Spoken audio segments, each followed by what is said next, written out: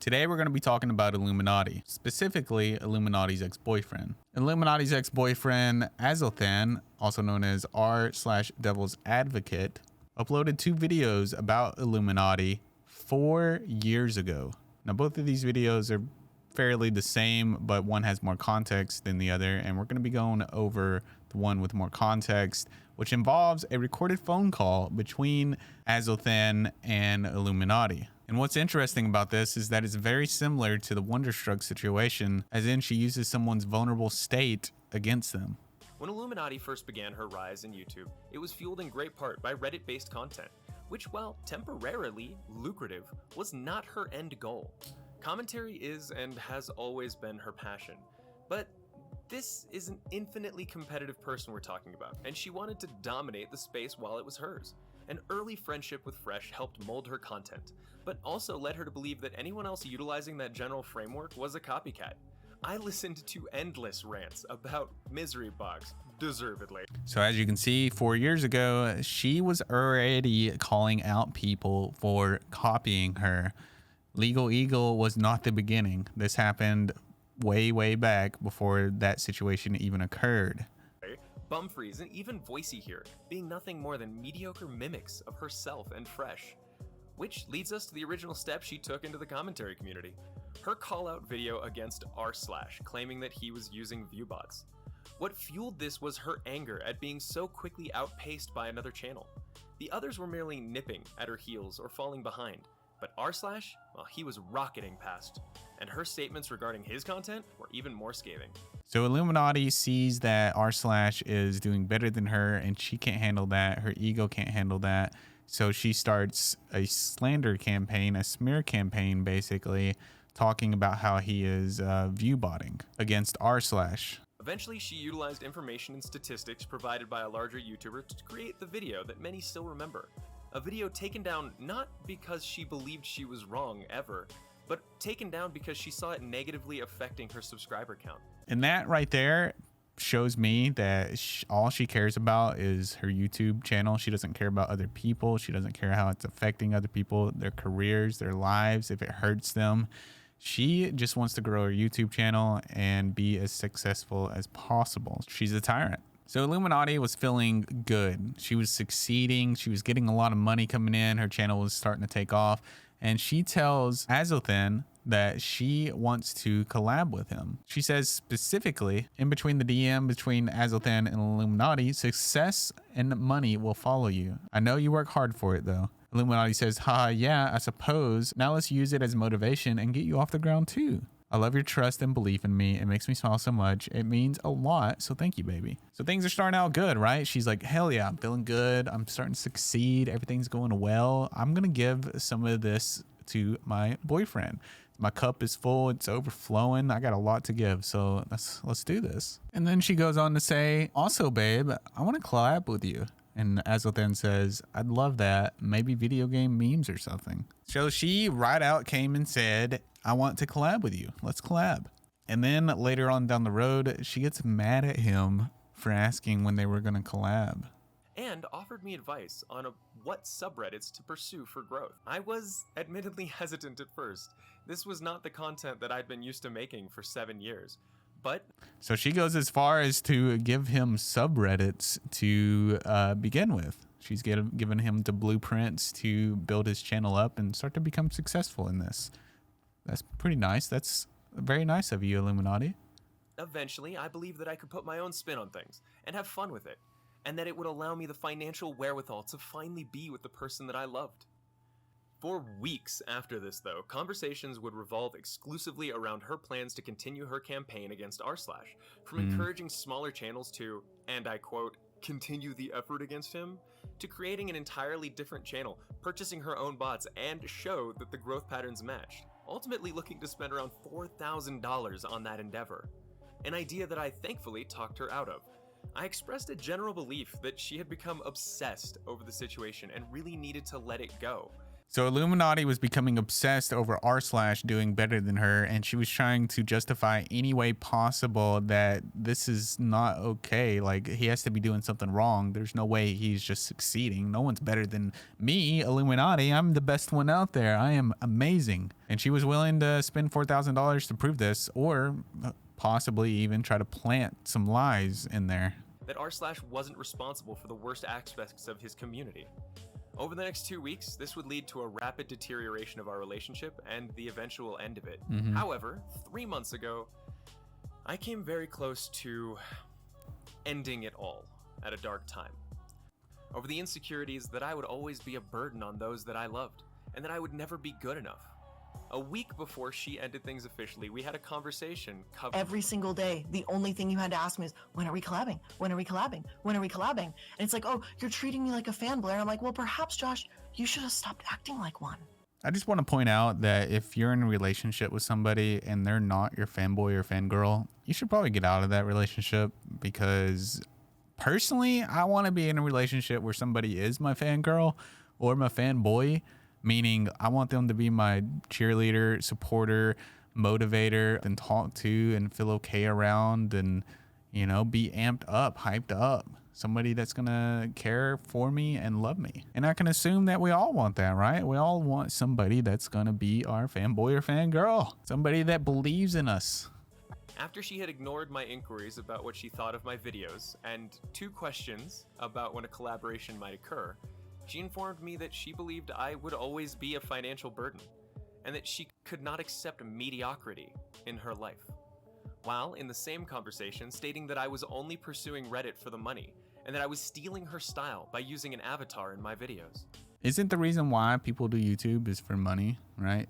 If you're not getting paid to do it, you're not going to be able to keep doing it. You got to go out and get a job, and that job's going to consume all your time. So if you don't get paid to do YouTube, then you have to focus your time on something that's going to make you money. So accusing him of wanting to do it for money is dumb, because you should want to do it for money, because you need to make money to be able to keep doing what you love. And also, I want to point out that after he sent her this video, this is when she started to act weird. So I got 2 theories on this. A, either she saw the video and thought he wasn't good enough and didn't want anything to do with him after that. Or B, she was threatened by his video because she didn't want him to become better than her or surpass her, which we've seen what happens when she thinks or feels threatened by somebody. It's just a weird 180. She goes from wanting to help, says, hey babe, let's collab, let's do this, I want to help you, to not wanting anything to do with him after he makes this video. And also getting mad at him for using an avatar, saying that he is copying her. That's crazy. What does she think? She's like the only YouTuber in the world that uses an avatar, and anybody else that uses one is copying her? It's like she does a simple edit that anybody can do, and then you're instantly copying her. There's no way anybody could have anything that's slightly similar to her, because only she came up with it. It was her idea first, and anybody else that does it, it's copycat. The mindset she should have is one coming from a place of like, heck yeah, my boyfriend is inspired by me. He's looking up to me and wants to follow in behind my footsteps, and I'm inspiring him to follow a path that is similar to mine. Of course, he's gonna kind of copy a little bit of the stuff I do, my style, but from that will blossom his own style. That's how people grow.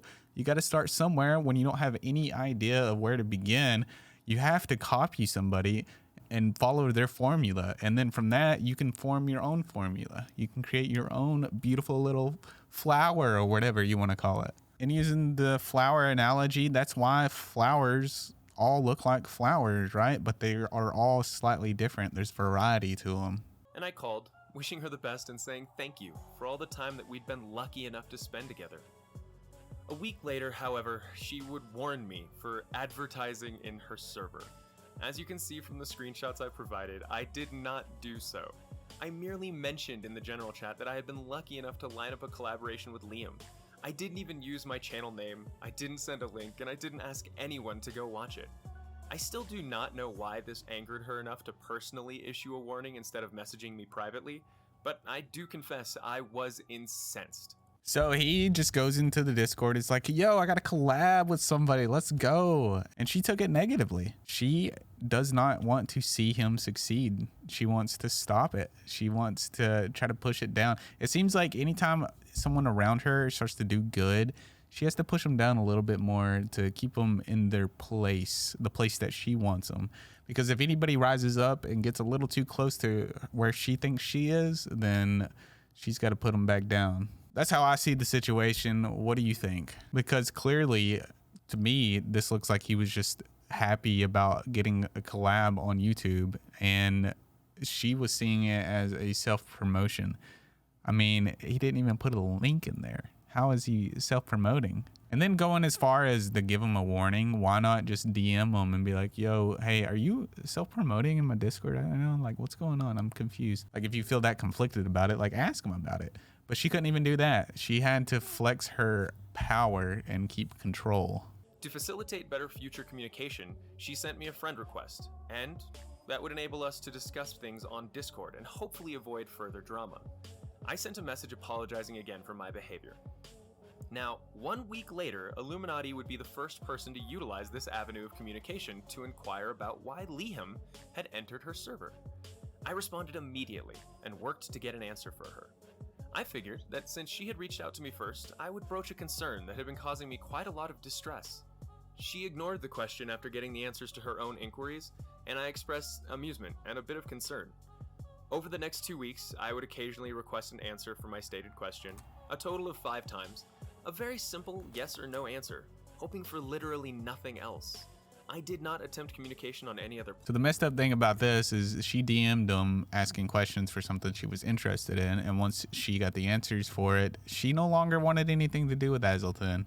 Didn't want to answer any of his questions, said I was busy, pretty much leave me alone. Gave him the cold shoulder, used him. Platform or avenue, believing that she had left us as Discord friends specifically for this purpose, in case either of us needed reassurance or confirmation about anything. After my last message listed here, she unfriended me and posted this on Twitter. I responded by posting a couple videos on Twitter. So she's saying that, you know, let's add each other and help each other if we need it. And then basically baiting him, goes on, unfriends him, and then goes on Twitter and says, when you ask to be left alone, like, why can't some people just respect that? About love and heartbreak, expressing that I would not lash out in anger because I loved her. I have seen. And then he goes on to say this. I know you're trying to hurt me, but you can't make me forget I loved you, and I won't respond to abuse with anger. I still wish you the best. And then in a phone call, she says this. Lash out in anger because I loved her. I have seen your fucking Twitter and the bullshit you've been spewing on there. iilluminaughtii then sent me a friend invite on Discord right after all of this, and I realized that I needed to block her. Whatever her intentions were after this, I believe that they were to get a more incensed reaction from me for the purpose of posting it on social media. I do not want to communicate with this person or be involved with them ever again. Their emotional abuse and neglect and need for drama cannot be a part of my future. And I make this video now to acknowledge a few facts. 1, I was not always financially or emotionally stable, and this person at times was extremely giving in both these aspects. Never, ever, ever, not once did I ask for a single dollar or expect anything from them financially, and they were going into this relationship knowing what my financial capabilities were. 2, anyone has the right to leave a relationship that no longer makes them happy. So from what I'm gathering here is that she basically loved bombed him in the beginning and took advantage of that, gave him a bunch of stuff, and then used that against him. Oh, I'm your cash cow, as you're going to hear in a phone call between the two of them that Azothan recorded. And then like one message after that, you go and you start posting shit on Twitter, and it just didn't make sense to me. Where did I say anything? I don't know why you did that. After the breakup. Huh? Where did I say anything? The first time I've said something is today. On Twitter, Blair.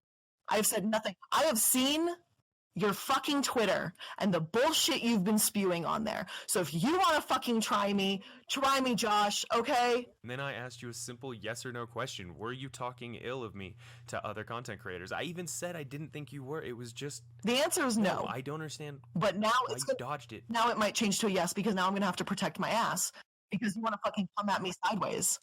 And I do just want to say that it is fucking kind of funny that you accused me of wanting to do it for money and that I didn't really like the content, and then here you are saying that you're bored and trapped by the content you make.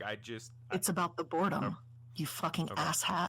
You want to say you don't attack me, but then you straight up fucking call me a liar over things that you are no 100% true in Misery Box's server. And then you come at me with the threat of fucking legal action over, again, things that are 100% completely true. I'm sorry if you don't want them discussed, but I am tired of having you slander my fucking name.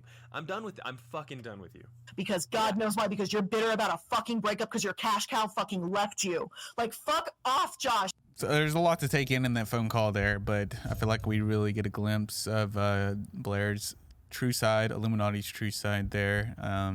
Her trying to control the situation, getting mad, verbally angry. You can hear it in her voice when the situation's not going her way, as well as trying to make him feel smaller, putting him down, saying streaming's not going to work. All this stuff we're doing together, it's not going to work out. She also went on to say, hey, r/devil's advocate, you want to bitch and make up lies about me? Do your thing. That's your prerogative to be a shitty ex. Do not try me publicly on old drama because you want to ride people's coattails to get that sweet, sweet Reddit cash you so desperately crave.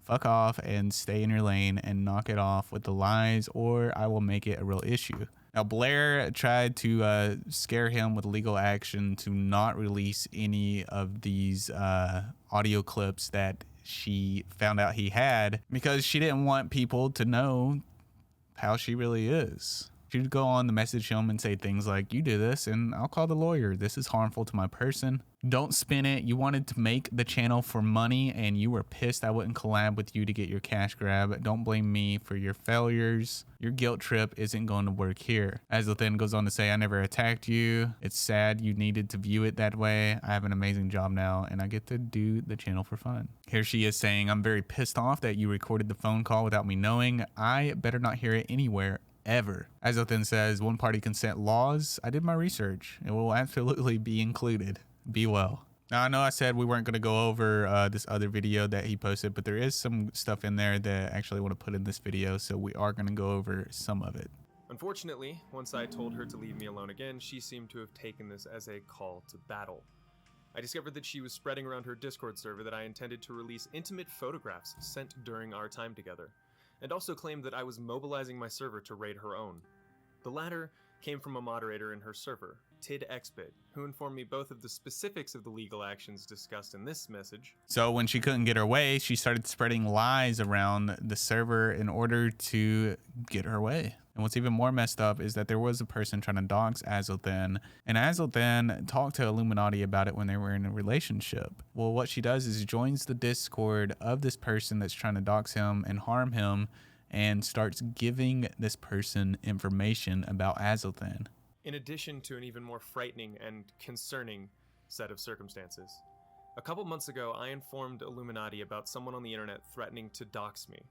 We discussed this person in depth, and she even considered making a video about this person to call them out.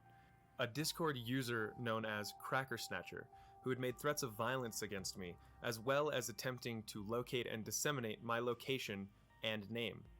I was saddened to be informed by my friends that she had joined a Warcraft 3 Discord server solely for the purpose of providing and exchanging personal information with this extremely dangerous and unstable individual.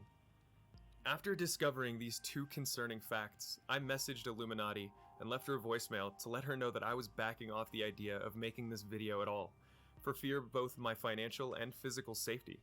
She would then go on to publicly brag about scaring me into silence with these actions.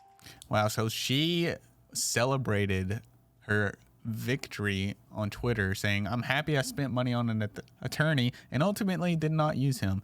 I would have rather never been in the situation in the first place. Better safe than sorry, I suppose. I believe that Illuminaughtii is aware of how toxic and morally reprehensible these actions are, and has attempted to remove evidence from the internet by deleting her tweets and even editing down the private messages with other users in which she engages in these behaviors of bullying, threatening, to publicly ruin the images of people simply for disagreeing with her.